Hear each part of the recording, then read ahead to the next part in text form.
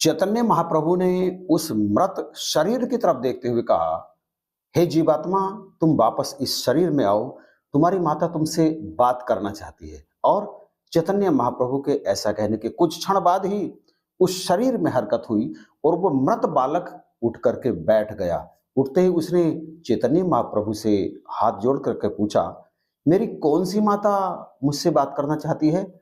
इस जन्म की, पिछले जन्म की, पिछले जन्म की, या फिर कौन से जन्म की? मेरे तो हजारों जन्म हो चुके हैं। अब चैतन्य महाप्रभु मुस्कराने लगे। प्यारे भाइयों बहनों, यह वीडियो एक ऐसी सत्य घटना पर आधारित है जिसमें चैतन्य महाप्रभु एक मृत बालक को जीवित करते हैं, उसकी जीवात्मा को बुलाते हैं, वो बालक उठकर बैठता है और फिर अपने परिवार वालों को पुनर्जन्म के बारे में विस्तार से बताता है। तो आप में से जिन जिन की भी रुचि पुनर्जन्म के बारे में जानने की है, वो इस वीडियो को अवश्य देखें और जान लें कि जो सदा अजर अमर है वो तो जीवात्मा है। वो कभी मरता नहीं है, कभी एक शरीर धारण करता है, कभी दूसरा, कभी तीसरा, और इस तरह से उसकी यात्रा निरंतर तब तक चलती रहती है जब तक उसे परमात्मा का ज्ञान नहीं हो जाता और वो मोक्ष को उपलब्ध नहीं हो जाता। तो आप इस वीडियो के अंत तक बने रहें।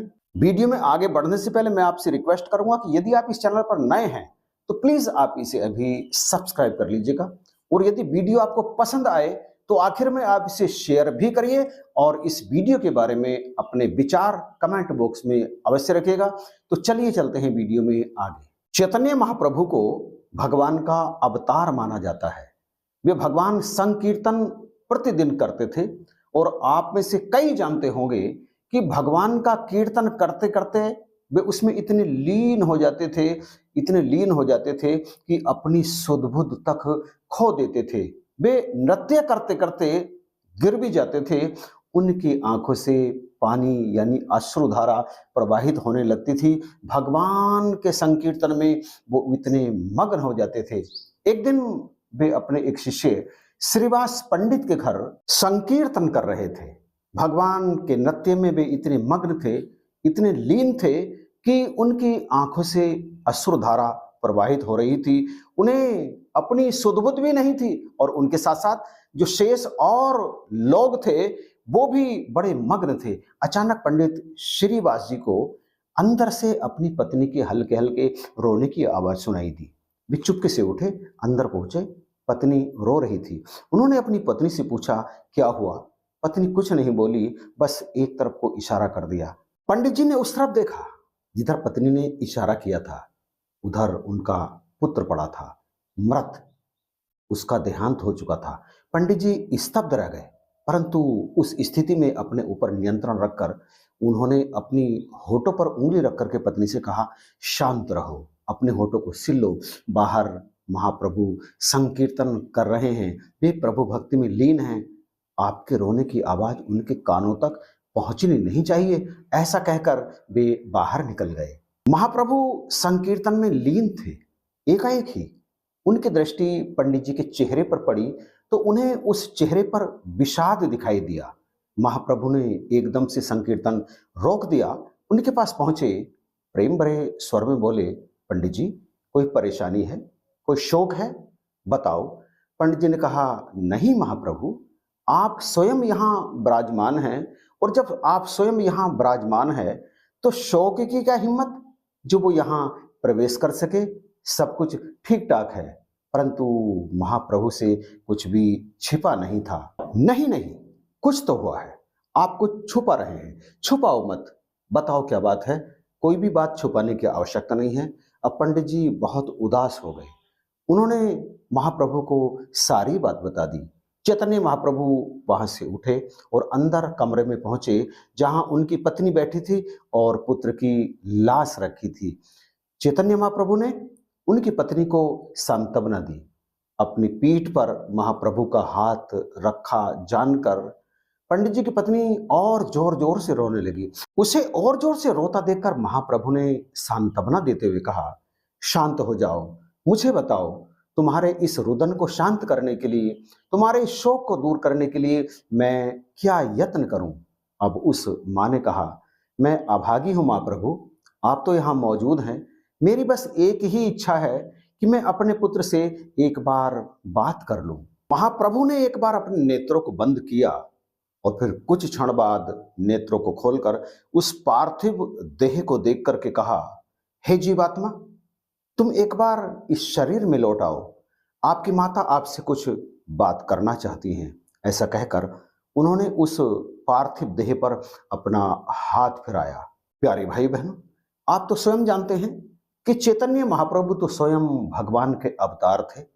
कुछ क्षण के बाद ऐसा हुआ कि उस पार्थिव देह में हलचल हो गई।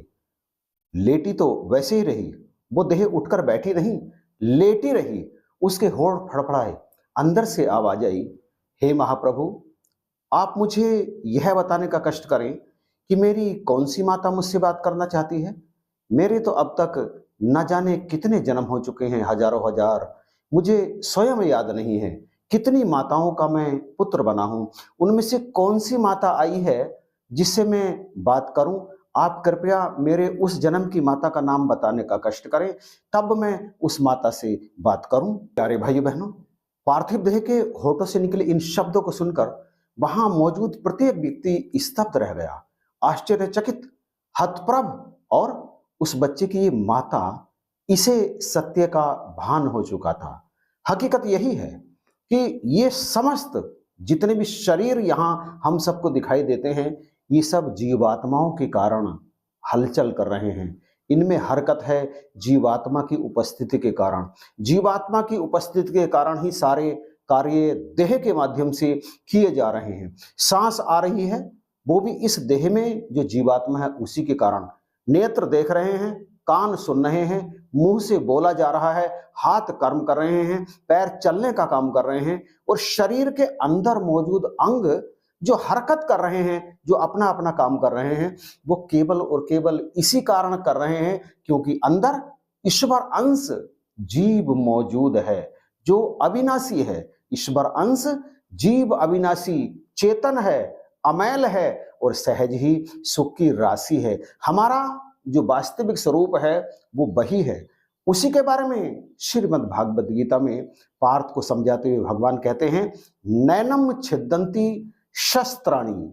हे अर्जुन, ये जो जीवात्मा है ये तो नैनम छिद्दंती शस्त्राणी, नैनम दहती पावकः, न चैन क्लेदयन्त्यापो न शोष्यति मारुतः। इस जीवात्मा को न शस्त्र काट सकता है, न अग्नि जला सकती है, न हवा सुखा सकती है, न पानी भिगो सकता है। ये तो अजर अमर अविनाशी है। शरीर के नाश होने पर भी इसका नाश नहीं होता।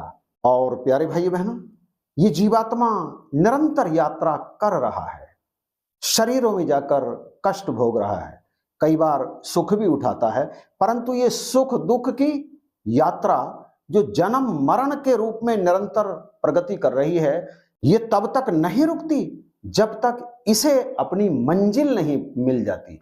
ये अपनी मंजिल पर जाकर ही शांत होती है। और इसकी मंजिल कौन सी है? इसकी मंजिल है परमात्मा। परमात्मा जो कण कण में है, जर्रे जर्रे में है, पत्ते पत्ते में है, हर जगह मौजूद है, परंतु इस जीवात्मा को फिर भी परमात्मा की उपस्थिति का एहसास नहीं होता। ये परमात्मा को देख नहीं पाती और इसी कारण ये मोक्ष प्राप्त नहीं कर पाती। मोक्ष प्राप्त करने के लिए इसे पूर्ण सतगुरु के माध्यम से अपने स्रोत, अपने मूल परमात्मा की जानकारी होनी परम आवश्यक होती है। जिस दिन इसे परमात्मा की जानकारी हो जाती है, ये अपने मूल में समा जाती है, मिल जाती है और इसकी यात्रा रुक जाती है। और इसी के लिए जो सर्वोत्तम जन्म होता है उसे कहा जाता है मनुष्य जन्म। मनुष्य जन्म प्राप्त करके, बल्कि मनुष्य जन्म में ही एकमात्र ये मनुष्य जन्म ही है जिसमें जीवात्मा अपने बनाने वाले परमात्मा का भजन कर सकती है, इसे जान सकती है और इबादत कर सकती है। ऐसा करके ये अपनी यात्रा को विराम दे सकती है। कृपा करो, बख्शिश करो। यदि ऐसा नहीं होता तो ये यात्रा न जाने कब तक चलती रहती है, किसी को भी इसके बारे में पता नहीं होता। वीडियो यहीं पर समाप्त करते हैं। अच्छा लगा है तो आप शेयर जरूर कीजिएगा। ये बात दास ने आपके चरणों में पहले भी रखी है और यदि आप इस चैनल पर नए हैं तो इसे सब्सक्राइब अभी कर लीजिएगा। इन्हीं शब्दों के साथ वीडियो देखने के लिए आपका धन्यवाद।